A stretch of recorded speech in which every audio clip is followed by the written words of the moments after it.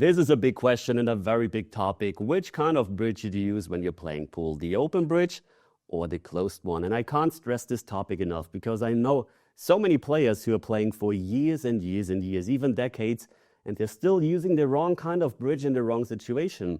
And the problem with that, even it seems like a really small thing about your game, is if you're using the wrong bridges in the wrong situation, then you're gonna lower your shot making percentages and you're gonna make the game more difficult. And this is why we have to stress that topic. Should you always use the open bridge or should you always use the closed bridge? Well, you should use both, and this will make your game way more powerful if you handle both those bridges, especially when you're facing longer distance shots where you have to work the cue ball, where you have to draw, where you need to use spin.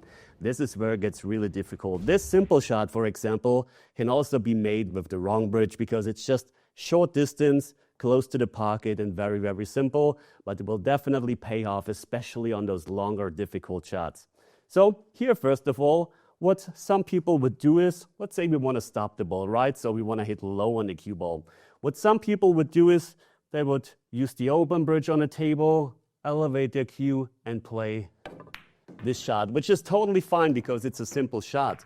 But the problem with that bridge in that case is that you have to go, if you want to hit low, way too steep into the ball with your cue. So you can see how much I have to angle my cue. So this is where you might wanna take a step back and think about, well, maybe instead of using an open bridge, I'm gonna use a closed bridge, because all of a sudden you can see how much of a difference that makes in elevation. Compare just this elevation with that elevation. And as I mentioned, on short shots, it's usually fine, but on longer shots with elevation and unwanted side spin, the cue ball will go completely wild and you can miss the shots by a mile. So here in that case, the worst idea would definitely be this open bridge. A better idea would be the closed bridge. And an even better idea would be the bridge on the rail, where you can rest your cue on the rail and then you just wrap your fingers around. You can see all of a sudden, I can't go any flatter into the cue than this, and just because my cue is resting on the rail. So the most important thing is when you're using bridges, you want to be able to cue as flat as possible. And this is, in that case, this bridge here.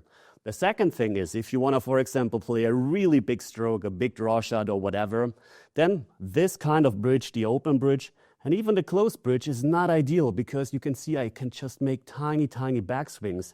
But in order to play, let's say, a big spin shot or a big draw shot, you want to be able to pull the cue back way further than just this, because you want to generate that forward motion, that momentum on the cue. And this is why here in that case, if you want to, let's say, play a huge draw shot, it's much better, not only because of the elevation, but because you can go back way further and generate that power. So bridges are not only about elevation, but also about the distance, because you regulate your power with your backswings. And with a really close bridge, you can't do those big backswings. So it's very unnatural to play that big straw stroke compared to having your cue further away. And this is why you sometimes want to then instead, even when you can go flat into it, you want to have this longer bridge on the rail. Speaking about going flat into the ball, this is probably the most not used bridge. I don't know if that's the right way to say it in English, but the most common mistake when bridging. And of course, this is now for a left-handed player, but if you're a right-handed player, it's the same on that rail. Let's say I want to draw the cue ball back here, right? So I need to get low into the ball. The cue ball is close to the rail like that. And in order to get low, I need to rest my palm here somehow on the rail, open bridge. And once again, do you see that elevation? I have to go way too steep into the ball. And the further I'm away, the more difficult it gets. So what you could do instead here is use the closed bridge again. And all of a sudden, do you see how flat I can actually go into the ball to cue low compared just this to this? It's a huge difference. The nice thing is you can rest it anywhere on the rail where you want. So you can, if you want to have a big stroke, can go all the way back. If you want to just have a really short stop shot, and you're just getting closer. So this is Really a very, very important bridge. And I used to practice those kind of bridges on the kitchen table when I didn't have a pool table. So it's no excuse. If you don't have a pool table, just grab your cue, put it together, work on the kitchen table on your bridges. Next example, also very important, because bridges are also about stability. I think that's the word. So for example, let's say here is a ball and I have to cue over the ball, right? So what I could do is use that open bridge like that, which is very stable, but I'm very close to the ball. So if I want to put a big stroke on it, it's difficult once again. So in that case, you could also use the close bridge and go kind of over that ball. And all of a sudden you can see it's still stable, but you can make just a tiny bit of bigger strokes. Here you have to decide, do you want to have that more stable bridge where just a super simple stop shot would be fine?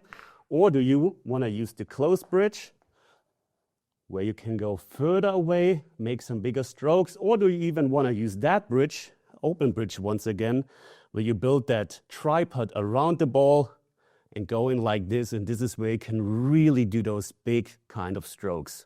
So it depends on personal preference, and also a lot of times what exactly you want to do with the cue ball, how far the balls are away, how much you want to spin the ball, how much you want to draw or follow the ball. That's very important. And now the biggest question, let's say you have just an open shot like that. Now the big question is, on that type of shot, what should you use? You want to draw the cue ball back. The open bridge, which looks nice, looks fine, or the close bridge, which looks also fine. Well, in that case, it's just personal preference. And I don't even know what kind of bridge I should recommend in that case, because on some days I feel like, well, I'm going to play that with the open bridge. On some other days, especially if I'm wearing a glove, which makes the cue slide a lot smoother through my hand, I might want to use that close bridge and draw the cue ball back. So this is very, very often personal preference. If I'm, for example, facing a shot like that, I think you see that in the camera. Here I would use probably the open bridge, but sometimes I also like to use the close bridge. Depends a bit on the stability. And to summarize the whole thing, what you want to achieve with your bridges is not only do you want to be stable, because I had a student the other day, he was playing open shots like that, where it's really a bit more unstable. And the problem is if you're unstable, it wiggles in front, which also means the tip of your cue is wiggling at the cue ball. And this highest the risk of hitting a wrong spot on the cue ball, maybe some unintentional side spin. So you want to have the bridges stable, where you can really rest it stable on a table where it doesn't really move. That's very, very important. Second, as I mentioned, you want to be able to go flat into the ball, and you want to adjust your bridges depending on what kind of stroke you want to put on just a soft, easy shot. A short bridge is enough. And if you want to really generate power, then maybe go a bit back, that you can actually generate that power with that big backstroke. That's basically everything you need to know. And if you want to learn how to form these kind of bridges, then watch, I think, that video right here. And if you want to subscribe for more lessons, then click right here. Thank you, guys.